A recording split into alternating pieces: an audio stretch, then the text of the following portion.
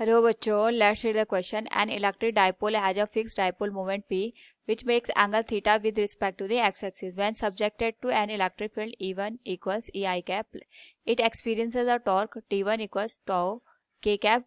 When subjected to another electric field E2 equals square root of 3 E1 j cap, it experiences a torque T2 equals minus of T1. The angle theta is, here we have given 4 options. Now to answer this question, first we will discuss here the key concept, and here the key concept will be torque produced on a dipole kept in an electric field. तो suppose ये dipole है, ये यहाँ पे electric field के साथ theta angle बना रहा है, तो इसकी में जो टॉर्क की वैल्यू होगी it will be given as P E sine theta, जिसको हम यहाँ पे रिप्रेजेंट कर सकते हैं पी क्रॉस ई के साथ. क्वेश्चन के अकॉर्डिंग हमारे पास यहाँ पे दो कंडीशन गिवन है, दोनों को हम यहाँ पे एनालिसिस करेंगे. फर्स्ट केस में हमारे पास जो डाइपोल है ये थीटा एंगल बना रहा है विद एक्स एक्सिस, और यहाँ पे हम जो डाइपोल है इसकी वैल्यू कंसीडर कर सकते हैं P X I cap plus P Y J cap.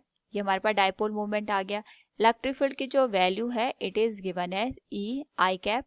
हमें यहाँ पे फर्स्ट केस में जो टॉर्क की वैल्यू गिवन है इट इज टॉ इनटू के कैप के बराबर. सो वी कैन से जो टॉर्क की वैल्यू होगी it will be given as P cross E. P हमारे पास डाइपोल मूवमेंट को रिप्रेजेंट कर रहा है, तो यहाँ से वैल्यू निकल के आएगी. अगर हम वैल्यू पुट कर दें टॉ के कैप विल बी, जो डाइपोल मूवमेंट है इसको हम कंसिडर करते हैं P X I cap plus P Y J cap के बराबर, क्योंकि ये यहाँ पे थीटा एंगल बना रहा है. इसके करस्पॉन्डिंग हमने यहाँ पे इसके दो कंपोनेंट ले लिए and it will be cross multiplied with electric field which is given as E into I cap.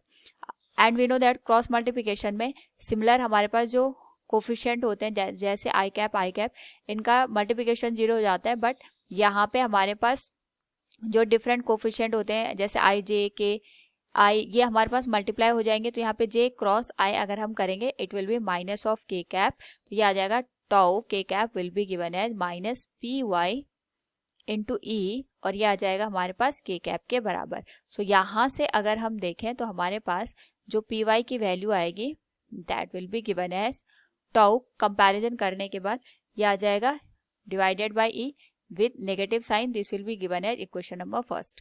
ऐसे ही अगर हम बात करें यहाँ पे जो सेकंड केस हमारे पास दे रखा है, तो सेकंड केस में वी कैन से जो T2 की वैल्यू है it is minus of T1. तो यहाँ से हम देख सकते हैं जो T1 की वैल्यू निकल के आएगी it will be given as minus of tau into K cap.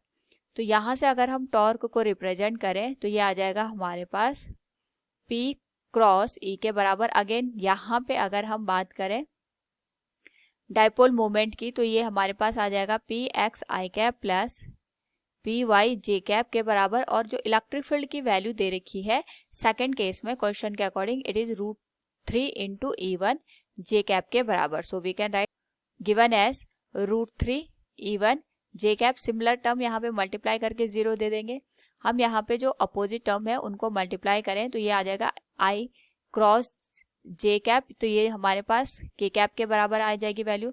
So we can write it will be P X root 3 E1 के कैप के बराबर. यहाँ से कंपैरिजन करने पे हमारे पास जो पी एक्स की वैल्यू आएगी that will be given as minus tau divided by root 3 into E1. ये आ जाएगी इक्वेशन नंबर 2. नाउ अगर हम यहाँ पे फर्स्ट और सेकंड इक्वेशन से कंपेयर करें तो थीटा की जो वैल्यू होगी that will be given as tan theta will be coefficient of j cap that is p y divided by coefficient of i cap that is p x. तो जो P Y की value है it is minus tau divided by e के बराबर, और जो हमारे पास पी एक्स की वैल्यू है it is minus of tau divided by root 3 into e के बराबर. सॉल्व करने पे सिमिलर टर्म कैंसिल हो जाएंगे, so it will be equal to root 3. After the comparison जो थीटा की वैल्यू आएगी वो हमारे पास 60 डिग्री के बराबर होगी. So from the given question we can say here the angle theta is 60 degree. Option D will be the right answer. Hope all you understood it. Thank you and best of luck.